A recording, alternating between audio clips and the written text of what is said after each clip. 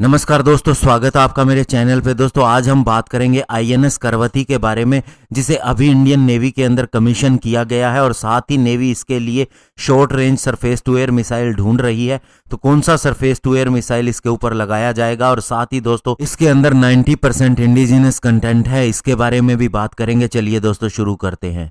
दोस्तों आज indigenously built anti submarine warfare और स्टेल्थ कॉर्वेट आईएनएस करवती को इंडियन नेवी के अंदर कॉम्बैट रेडी स्टेटस के अंदर कमीशन किया जाएगा। और दोस्तों इस शिप ने अपने सारे सी ट्रायल कर लिए हैं, जो भी इसके ऊपर ऑन बोर्ड सिस्टम लगे हैं उनके साथ में। और ये सबसे बड़ी बात है कि इसे कॉम्बैट रेडी प्लेटफॉर्म के अंदर कमीशन किया जा रहा है और इसका कारण केवल एक ही है कि चाइना के साथ लाइन ऑफ एक्चुअल कंट्रोल पे टेंशन बढ़ गई है। इसे प्रोजेक्ट 28 जिसे कमोर्टा क्लास भी कहा जाता है उसके अंडर में बनाया गया है, लेकिन इसका नाम करवटी एक्चुअल में अर्नला क्लास मिसाइल कॉर्वेट से लिया गया है, जिन्होंने 1971 में बांग्लादेश लिबरेशन वार के अंदर हिस्सा लिया था।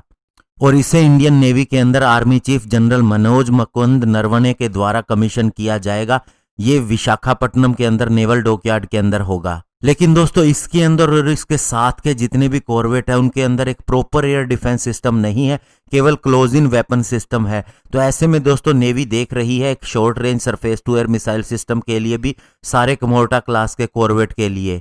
और अभी ऐसे 4 कॉर्वेट के लिए surface to air missile system खरीदने की संभावना है और इसके साथ में 150 मिसाइल भी खरीदी जाएंगी। और लास्ट ईयर ही हमने रिक्वेस्ट फॉर प्रपोजल दे दिया था बाई ग्लोबल कैटेगरी के अंडर में। और दोस्तों बाई ग्लोबल रूट के तहत इसे इंडियन वेंडर से भी खरीदा जा सकता है और फॉरेन से भी, लेकिन फॉरेन वेंडर से खरीदते समय ये गवर्नमेंट टू गवर्नमेंट रूट को अपनाता है। और इसके लिए जो short range surface to air missile system खरीदा जाएगा उनके अंदर एक कमांड और कंट्रोल सिस्टम होगा, 2 वे डाटा लिंक होगा और साथ ही एक लॉन्चर होगा, स्पेशली एक पर्टिकुलर नंबर ऑफ मिसाइल को छोड़ने के लिए। और अभी दोस्तों उम्मीद है कि अगर ये कॉन्ट्रैक्ट साइन हो गया तो सारे नई जनरेशन के मिसाइल वेसल और कॉर्वेट को सेम सिस्टम के साथ में इक्विप्ड किया जाएगा। और अभी हमारी defence research and development organisation भी खुद के ही इंडिजिनस सिस्टम के ऊपर काम कर रही है। दोस्तों आईएनएस करवती को हमारे इंडियन नेवी के in house organisation directorate of naval design ने डिजाइन किया और इससे Garden Reach ship builder and engineering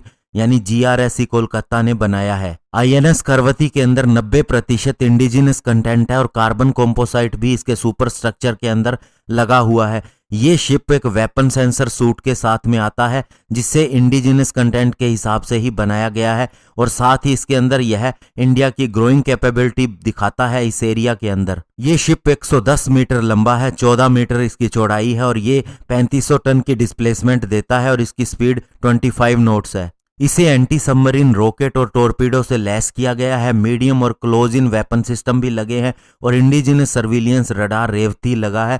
और इसकी खासियत ये है कि ये एंटी सबमरीन वारफेयर के लिए हेलीकॉप्टर को भी कैरी कर सकता है। और आईएनएस करवती के अंदर लेटेस्ट वेपन और सेंसर सूट दिया गया है ताकि ये किसी भी सबमरीन को डिटेक्ट कर सके। और साथ ही दोस्तों इसके अंदर एक क्रेडिबल सेल्फ डिफेंस कैपेबिलिटी भी आती है, जो इसे न केवल अच्छी एंड्योरेंस देता है बल्कि लंबी रेंज के भी डिप्लॉयमेंट के लिए ये काम आता है। और इसी क्लास के अगर पहले के कॉर्वेट की बात करें तो पहला वैसल हमने 23 अगस्त 2014 को कमीशन किया था, उसके बाद में दूसरा 7 जनवरी 2016 को और तीसरा 16 अक्टूबर 2017 को। और दोस्तों जैसे ही अब ये चौथा कमीशन हो जाएगा तो उसके बाद दोस्तों इसके बाकी चीज़ों के ऊपर भी काम शुरू हो जाएगा। और अगर डीआरडीओ ने खुद ही short range surface to air missile system develop कर लिया तो उसे भी इसके ऊपर लगाया जा सकता है। धन्यवाद, जय हिंद।